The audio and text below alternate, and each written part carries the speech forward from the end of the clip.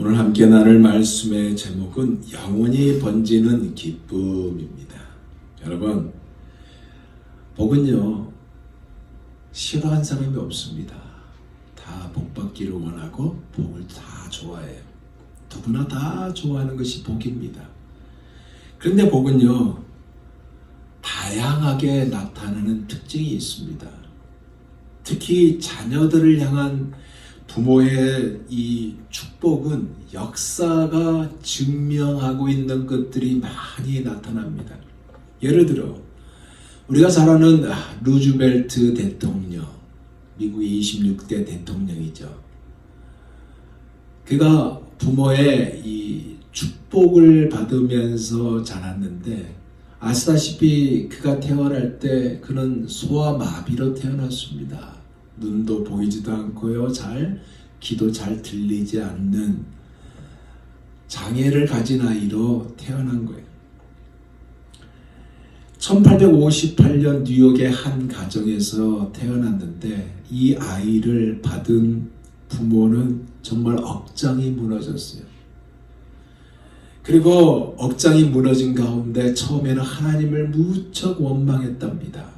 그런데요, 그것을 감사로 여기고, 그리고 하나님이 맡겨진 축복이고 하나님이 맡겨준 선물이라고 생각을 먹게 되었습니다.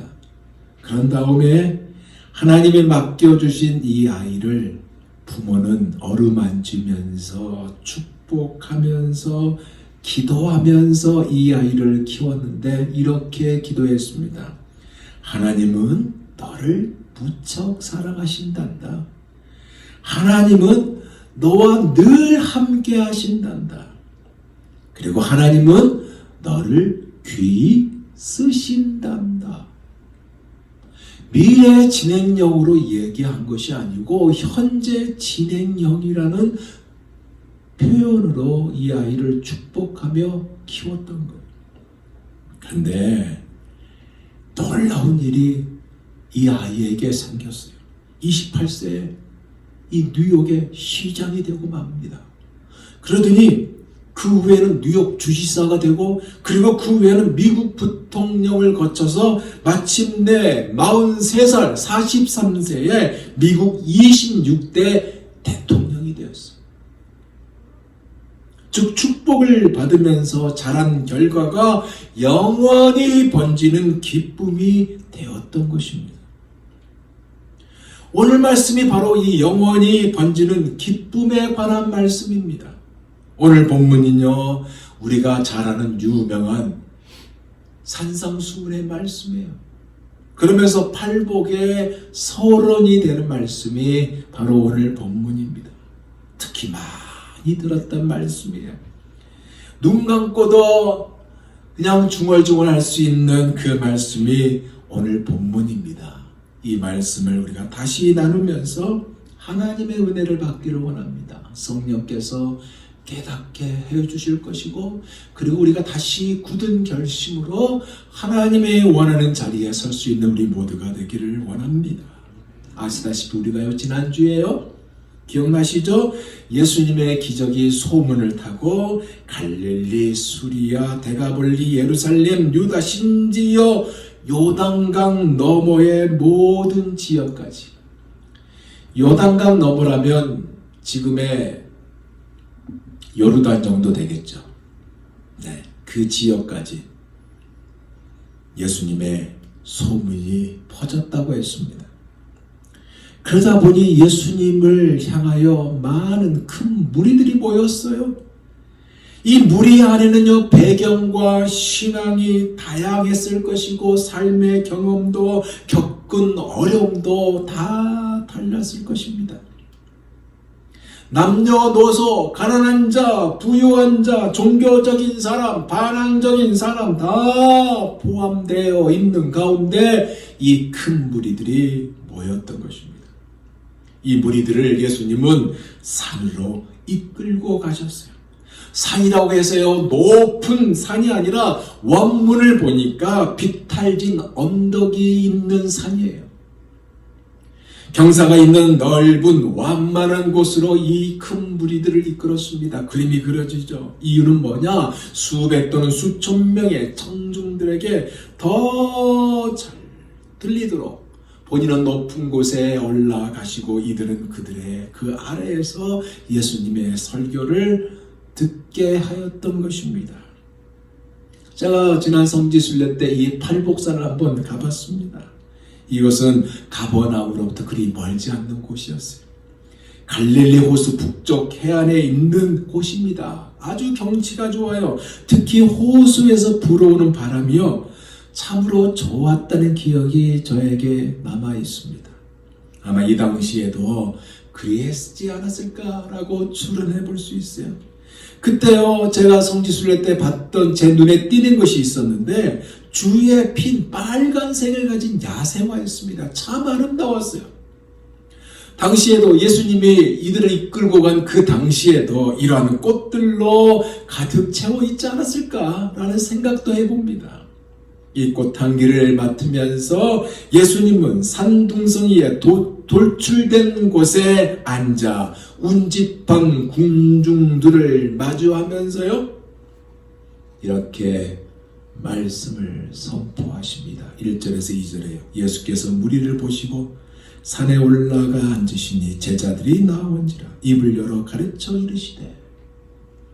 여기 제자들이란 베드로, 안드레, 야고보, 요한 외에 선택된 다른 제자들이고요, 영원히 번지는 기쁨에 관한 첫 말씀을 이들이 모일 때, 그리고 수많은 사람 모였을 때 하셨다는 것입니다. 축복받은 이 말씀을 전하는데, 이것이 라틴어로 비에토스라는 단어더라고요. 이 단어의 의미가, 축복의 말씀을 하는데 이 단어의 의미가 외부 환경에 영향받지 않는 내면의 만족감이나 지속적인 기쁨이란 이 뜻을 가진 이 축복에 관한 말씀을 전하기 시작했던 것입니다. 이 지속적인 기쁨이 누구에게 있게 되느냐라는 그런 질문을 던지면서 예수님이 말씀을 전했는데, 그 첫 번째가 뭐냐? 심령이 가난한 자라고 말씀하고 있어요. 3절을 볼까요? 심령이 가난한 자는 복이 있나니 천국이 그들의 것이니요. 여러분, 여기서 가난한 자라는 의미는요, 재정적인 가난한 자를 말하는 것이 아니에요. 마음이 가난한 자를 말하는 겁니다. 즉 자신이 지극히 무력하며 영적 공로가 전혀 없음을 깨달은 사람을 가리켜요. 이 영적 부요를 얻으려고 어떻게 해요? 하나님께 전적으로 의지하는 자를 가리킵니다. 그가 누리는 복이 바로 뭐예요? 천국이 저희들 것이다. 즉 천국이라고 말씀하고 계신 것입니다. 무슨 얘기일까요? 마치 이 찬송의 고백을 하는 자와 같아요. 빈손 들고 앞에 갈 십자가를 붙드네. 의가 없는 자라도 도와주심 바라고 생명샘에 나가 마음을 씻어 주소서. 이와 같은 자라는 얘기입니다. 이 은혜가 우리의 것이 되시기를 예수 그리스도 이름으로 축원드립니다. 이어서 주님은 말합니다. 애통하는 자에 관한 말씀을 하고 있어요. 4절을 볼까요? 애통하는 자는 복이 있나니 그들이 위로를 받을 것이며. 그러면 무엇에 관한 애통일까요? 사람 때문에 상처받아서, 자식 때문에 상처받아서, 남편 때문에 상처받아서, 환경 때문에 상처받아서, 물질이 없는 것 때문에 상처받아서 그것 때문에 애통하는 것일까요? 헬라어로 보니까 펜데오라는 단어예요. 이 의미가 뭐냐? 죽음 같은 슬픈 일이나 생태로 인한 느끼는 깊은 애도나 고뇌로서 자신에게 생긴 애통보다는, 이 주님의 말하는 애통의 의미는 뭐냐? 세상에 악행을 한탄하는 애통이라는 거예요. 죄의 파괴력 때문에 슬퍼하는 애통이라는 얘기입니다. 즉 나라를 생각하면서, 세상을 바라보면서, 이 미국을 바라보면서, 대한민국 조국을 바라보면서 애통한 자를 하나님은 위로하신다고 말씀하고 있는 것입니다. 하나님께서 친히 흐르는 모든 눈물을 닦아 주실 것이라는 복, 이 복 또한 사랑하는 여러분의 것이 되기를 축원드립니다. 이어서 온유한 자에 대한 말씀을 하고 있어요. 온유한 자가 복을 받는다는 얘기예요. 온유한 자는 복이 있나니 그들이 땅을 기업으로 받을 것이며. 온유한 자, 여기서 말하는 온유한 자는 유순한 자를 말하는 것일까요? 아니에요. 이 얘기가 아니에요.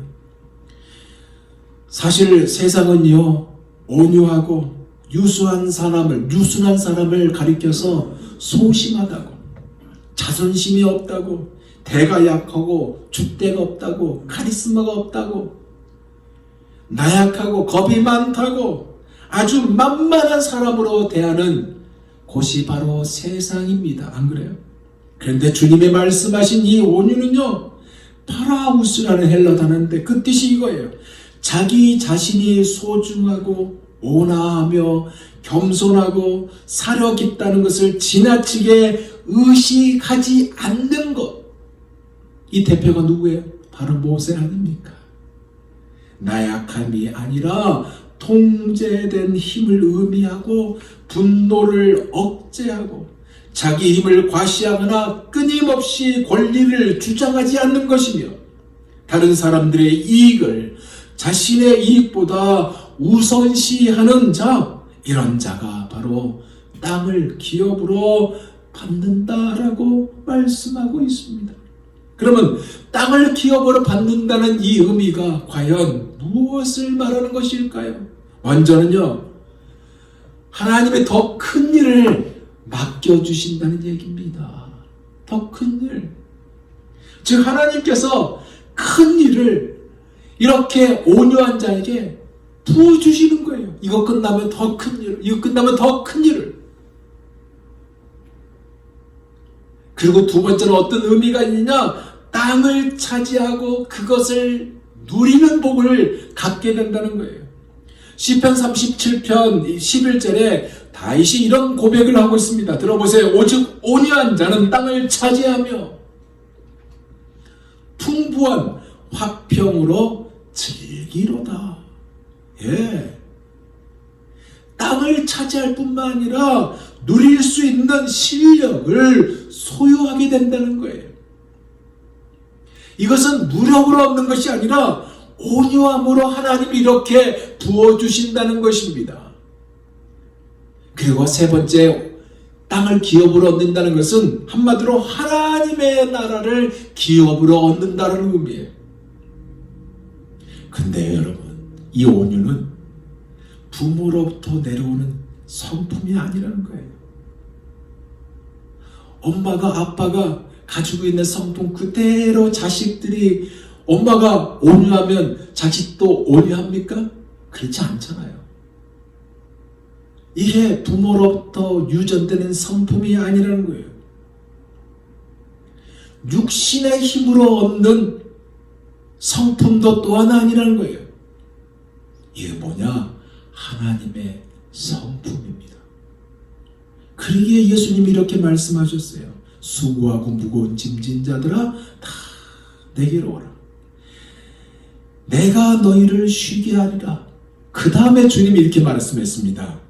나는 마음이 온유하고 겸손하니 내 멍에를 메고 내게 배우라. 이는 내 멍에는 쉽고 가벼움이라. 그렇게 말씀하셨어요. 중요한 것은 여러분, 이 온유는 성령의 열매라는 사실입니다. 즉 성령님과 함께 동행할 때 나타난 열매가 바로 온유예요. 우리 안에 이 온유한 성품을 성령님이 만들어 주신다는 얘기입니다. 날마다 성령님의 뜻을 따라 살아가는 자, 이 온유의 은혜를 누리는 주인공이 다 되시기를 예수 그리스도 이름으로 축원드립니다. 주님은 이어서 6절에요.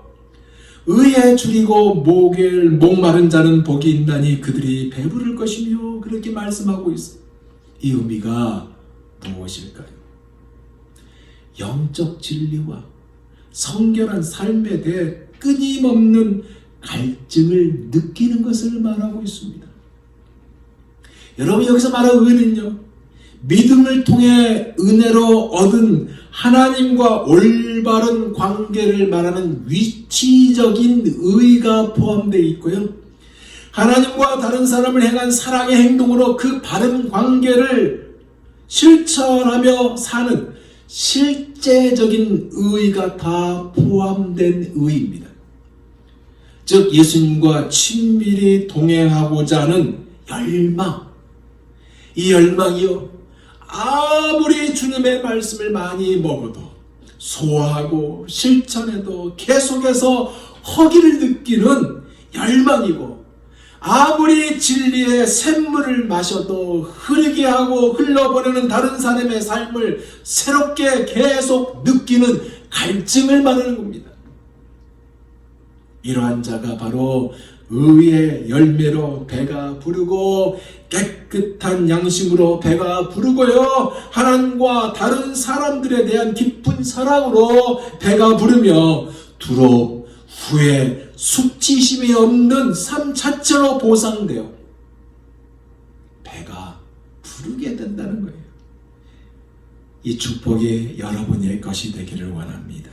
이어서 7절에 주님이 긍휼의 복을 말씀하고 있습니다. 볼까요? 긍휼히 여기는 자는 복이 있나니 그들이 긍휼히 여김을 받을 것이며. 사랑하는 여러분, 여기 긍휼히 여기는 자라는 의미가 뭘까요? 도움이 필요한 자들을 보고요, 마음이 움직이는 자입니다. 그들의 고통을 덜어주고 싶어서 나서는 자들을 가리키는 거예요. 그러니 당연히 그 안에 자비가 나타나게 되잖아요. 이 자비는요, 불쌍히 여기는 연민이나 동정심을 느끼는 것 이상을 가리켜요. 이 감정에서 출발하게 됩니다. 그래서 고통받고 있는 사람들에게 실제로 도움을 주는 자들을 가리켜요. 그들이 아파하면 어쩔 줄 모르는 거예요. 내 살점이라도 떼주고 싶은 마음으로 가득한 마음을 가진 자를 가리켜요. 근데 여러분, 이게 선택일 줄 알죠? 근데 성경에 보니까 선택이 아니었어요. 하나님의 명령이었다는 사실입니다.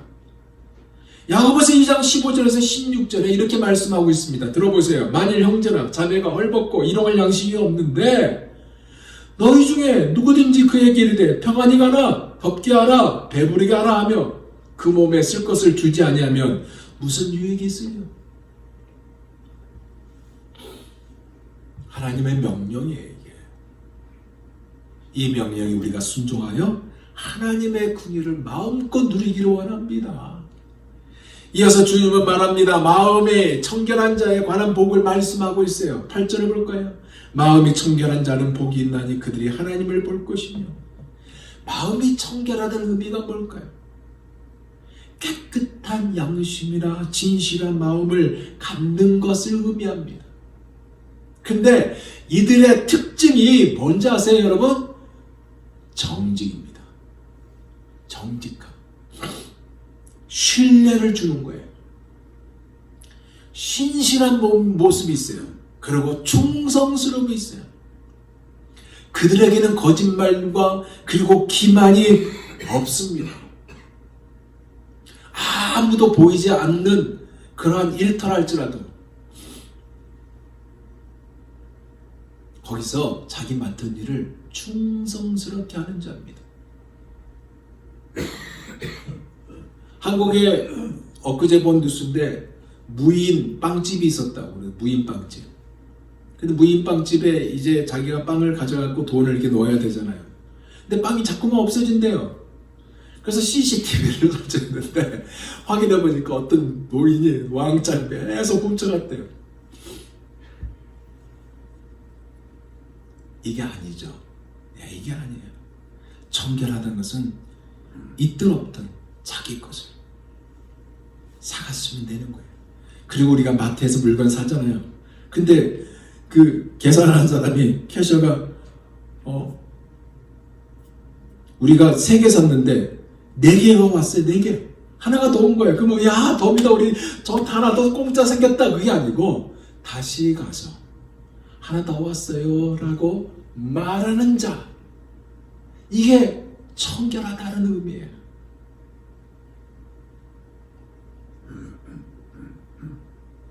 근데 여러분 이거 아세요? 이러한 자가 하나님을 본다고 했잖아요. 하나님을 본다고. 하나님을 본다는 의미가 뭔지 아세요?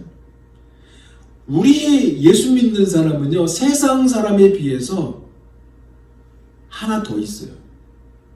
세상 사람이 보는 것과 다른 하나가 더 있어요. 그게 뭐냐? 하나님을 볼 수 있는 눈을 가졌습니다. 이건 육신의 눈이 아니에요. 마음의 눈입니다. 성령께서 마음의 눈을 열어서요, 예수님을 나의 구주로 고백하는 것을 일컬어서 소위 거듭나는 사건이라고 하잖아요. 그래서 주님이 이렇게 말해요. 내가 진실로 진실로 내게 이르노니 사람이 거듭나지 아니하면 하나님의 나라를 볼 수 없느니라, 이렇게 말씀하셨어요. 그죠? 즉 누구든지 성령으로 거듭나면 하나님의 나라를 볼 수 있다, 이게 되는 거예요. 이 보는 눈이 바로 마음의 눈인데, 이 마음의 눈이 열려 하나님의 나라를 본다, 결국 예수님을 본다, 이 말이 되는 겁니다. 그래서 보이지 않는 하나님을 보기 때문에 오늘 우리가 이렇게 모여서 이 시간에 나와 하나님께 예배드리고 하나님을 찬양하고 있는 거 아닙니까? 왜요? 하나님을 보는 눈이 우리에게 있기 때문에 그래요. 본다는 것은요, 안다는 의미도 돼요. 그러기 원하기를 우리가 하나님을 알기를 원합니다. 알 때 깊이 알기를 원합니다. 예수님을 깊이 알기를 원합니다. 하나님을 더 가까이, 예수님을 더 가까이 보기를 원합니다. 그러려면 마음이 청결해야 돼요. 청결은 말 그대로 깨끗하게 되는 것입니다. 청결은 마음이 갈라지는 것이 아니에요. 이중적인 마음, 위선적인 마음, 그런 자가 복이 있다? 아니에요. 이중적이지 않는 마음, 갈라지지 않는 마음, 위선적이지 않는 마음, 마음이 깨끗한 자가 복이 있다, 행복하다라고 말씀하고 있습니다. 우리가 이러한 삶을 살기를 원합니다. 믿음의 주여 온전케 하시는 예수님을 바라보기를 원합니다. 그 하나님을 날마다 쳐다볼 수 있는 우리가 되기를 소망합니다. 세상이 아무리 요동치고 아무리 힘들게 해도 하나님을 바라보며 절망하지 않기를 원합니다. 이와 같은 사람, 계속해서 옆에 가시면서 우리와 함께 하시는 하나님을 체험할 수 있는 여러분 모두가 다 되시길 예수 그리스도 이름으로 축원드립니다. 주님이 이어서 9절에 화평을 권했어요. 볼까요? 화평하게 하는 자는 복이 있나니 그들이 하나님의 아들이라 일컬음을 받을 것이며. 왜 이러한 자가 하나님의 아들이라고 일컬음을 받게 될까요? 화평하게 하는 자가 가지고 있는 특징 때문입니다. 그 특징이 뭐냐? 긴장을 완화하게 합니다. 여러분 경험해봐서 알잖아요. 막 본인은 화가 나요. 이 화가 난 이것을 상대에게 전이시키잖아요. 그러면 상대가 그 받아서 역전이가 돼서 다시 화가 나가지고 막 폭발하고 그럽니다. 그게 아니라 화가 나지만 그 화를 쏟아냈지만 그 사람이 긴장을 완화하게 합니다. 논란에, 불시에 불체질하지 않아요. 타는 그새 그냥 장작더미를 던지지 않아요. 기름을 붓지 않습니다. 토론과 언쟁을 해결할 방안을 모색해요. 죄가 관계를 훼손하지 못하도록 힘을 씁니다. 특히 말을 할 때요. 빛을 발합니다. 그런데 그 빛을 발할 때 그 말에 열은 내지 않습니다. 이 의미를 알죠, 여러분? 사람의 언어가요, 살리는 언어가 있고 죽이는 언어가 있습니다. 이 화평케 하는 자는 죽이는 언어를 하지 않습니다. 살리는 언어를 합니다. 그래서 잠언 15장 1절에 유순한 대답은 분노를 쉬게 하여도 과격한 말은 노를 격동하느니라, 이렇게 말하고 있지 않습니까? 이러한 자들은요, 세상이 질팔빈 그대로 있는 것이 아니라 화해와 회복에 참여하고요, 혼란을 잠재우기 위해서 그 속에 직접 뛰어 들어갑니다. 왜냐하면 예수님이 그렇게 했기 때문에, 그대로 본받아 행하는 것이기 때문에 그렇습니다. 마지막으로 주님은요, 의에 대한 말씀을 하셨는데, 의를 위하여 핍박, 즉 박해를 받는 자에 관한 말씀을 하고 있습니다. 10절에서 12절을 볼까요? 의를 위하여 박해를 받는 자는 복이 있나니 천국이 그들의 것입니다. 나로 말미암아 너희를 욕하고 박해하고 거짓으로 너희를 거슬려 모든 악한 말을 할 때에는 너희에게 복이 있나니 기뻐하고 즐거워하라. 하늘에서 너희 상이 큽니다. 너희 전에 있던 선지자들도 이같이 박해하였느니라. 주님의 말씀은요, 이 박해를요, 축복과 연관시키고 있는 것을 우리가 볼 수 있습니다. 무엇 때문에 축복과 연관시키고 있는 것일까요? 세상은요, 여러분, 의에 대해서 넌들이 냅니다. 너무나 편협하다고 얘기해요. 구식이라고 얘기하고 너무나 완고하다고, 심지어 가증스러운 것이라고 꼬리표까지 갖다 붙이는 것이 세상입니다. 그런데 주님의 오늘 말씀이 뭐예요? 천국은 이러한 자들의 것이라고 말하고 있고요, 의의 핍박을 받는 자들의 것이라고 지금 단언하고 계시고 있는 거 아닙니까? 왜 그럴까요? 이것이 결국 축복이 되기 때문에 그렇다는 얘기입니다. 한마디로. 근데 여러분, 과거나 지금이나 예수 믿는 사람 때문에, 즉 예수 믿는다는 이유 때문에, 그리스도인이라는 이 이유만으로 모욕당하고 중상당하고 박해를 받는 일이 비일비재해요. 지금도 그렇거든요. 한 예로 멀리 볼 필요 없어요. 중국을 예를 들어 볼 수 있습니다. 제가요, 말씀을 준비하면서 이 자료를 찾다가 깜짝 놀랐습니다. 중국 공산당이요, 기독교를 핍박하는데 교회당 건물 폐쇄는 기본이고요, 건물 십자가를 철거하는 것도 기본이고요, 예배를 드릴 때 공산당 조직원들이 그 안에 앉아서 메시지를 다 전부 검열합니다. 이게요, 중국만 있는지 알죠? 한국에도 있습니다. 조그만 교회는 오지 않아요. 대형 교회, 아주 큰 교회, 10,000명, 20,000명 모인 대형 교회는요, 안기부원들이 있습니다. 그거 다 차려 있어요. 그걸 어떻게 알았냐? 온 목사님 통해서 알았어요. 어머니 설교한 다음에 인사를 멀리서 인사하고 가는 분을, 그분을 같이 이렇게 목너리 인사하면서 설교하신 그분에게 저분이 국정원에서 나온 분입니다. 그렇게 얘기를 하더라는 거예요. 이게요, 중국에도, 아니 한국에도 다 있는 겁니다. 특히 코로나 바이러스 팬데믹 지금 기간이잖아요. 탄압과 통제 어마어마해요. 교회당에 있는 예수님 사진 있죠? 그 사진을 떼고요, 모택동과 시진핑 사진을 걸라라고 강요하고 있습니다. 교과서에다가 성경을 왜곡하는데요. 예를 들어서 이겁니다. 제가 이걸 보고 깜짝 놀랐어요.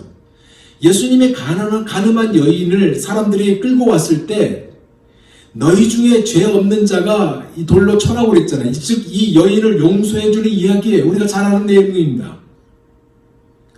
죄 없는 자가 돌로 먼저 치라고 하신 예수님이 이렇게 말씀하신 것이 아니라 예수님이 직접 돌을 들어서 이 여인을 쳐 죽였다고 가르치고 있어요. 예수님을 살인자라고 가르치고 있어요. 이것을 얘들 교과서에 집어넣었답니다. 그리스도인들을 살인 집단이라고 가르치고 있고 정신병 환자라고 가르치고 있습니다. 주님의 말씀 뭐예요? 이런 핍박을 견디는 자는 기뻐하고 즐거워하라 라고 말씀하셨습니다. 왜요? 이 고귀한 자들에게 하늘에서 기다린 상이 큰 상이 있기 때문에 그렇게 하셨습니다.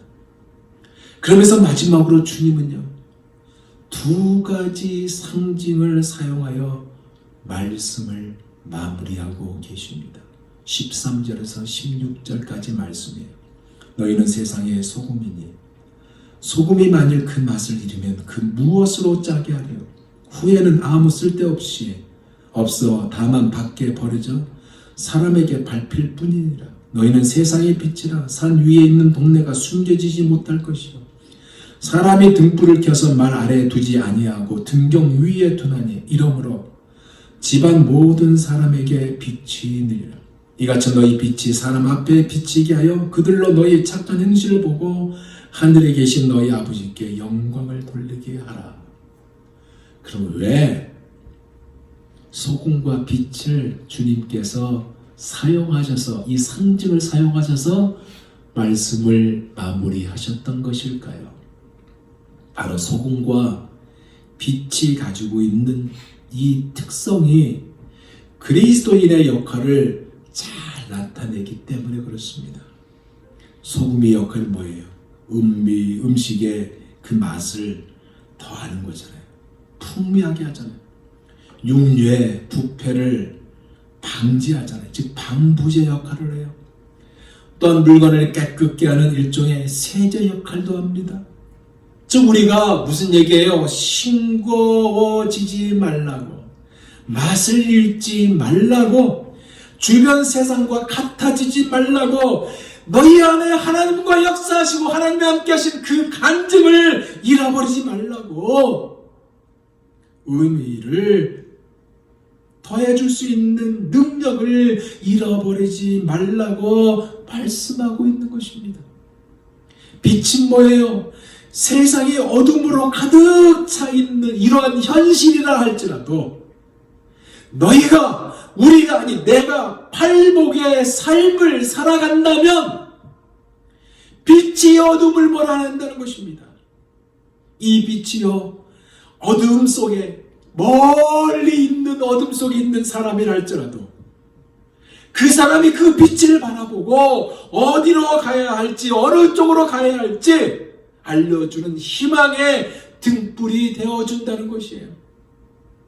그러기에 감추거나 꺼지지 말라고 그렇게 말씀하고 있는 것입니다.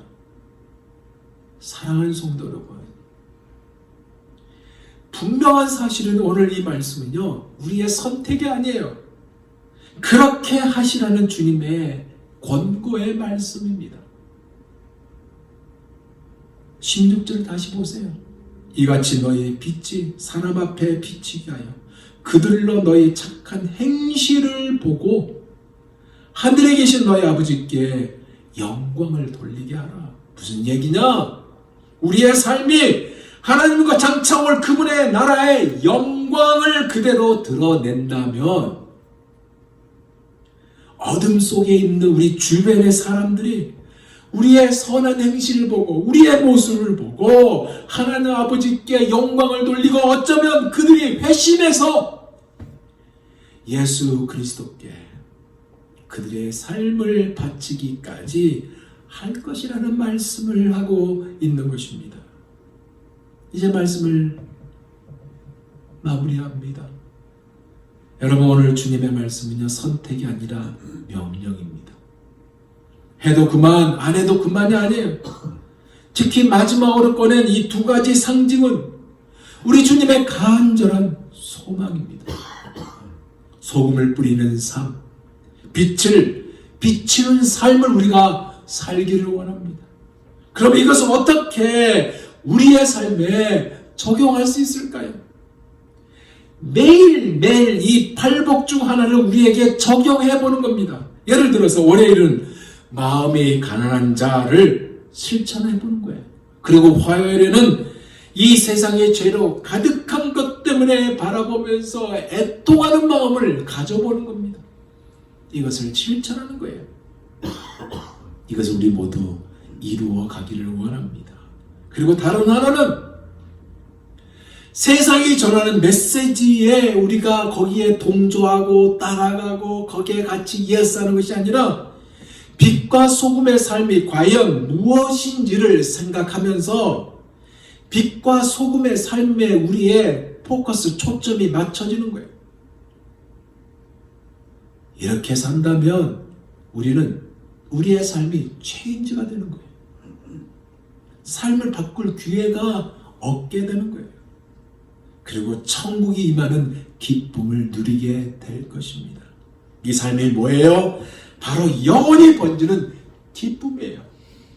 이것을 누리는 우리가 되기를 원합니다. 이 주인공이 바로 여러분이 되시기를 예수 그리스도 이름으로 축원드립니다. 기도하겠습니다. 하나님, 오늘 주님이 팔복에 대한 말씀을 하셨습니다. 복에 대한 포커스가 아니라 이렇게 살기를 원하는 그러한 겸손한 우리가 되기를 원합니다. 이렇게 살아서 이 복을 다 누릴 수 있는 우리가 되게 하여 주옵시고, 특히 주님이 말씀하신 빛과 소금의 삶을 살아갈 수 있는 우리가 되게 하여 주옵소서. 이제 예배를 마치고 우리가 돌아가는 그 시간부터 오늘 주신 말씀을 마음에 새겨 주님이 원하는 자리, 팔복의 삶, 빛과 소금의 삶을 살아가는 우리가 되어서 하나님의 축복을 마음껏 누릴 수 있는 사랑하는 주의 백성들 다 되게 하여 주옵소서. 예수님 이름으로 기도하옵나이다. 아멘.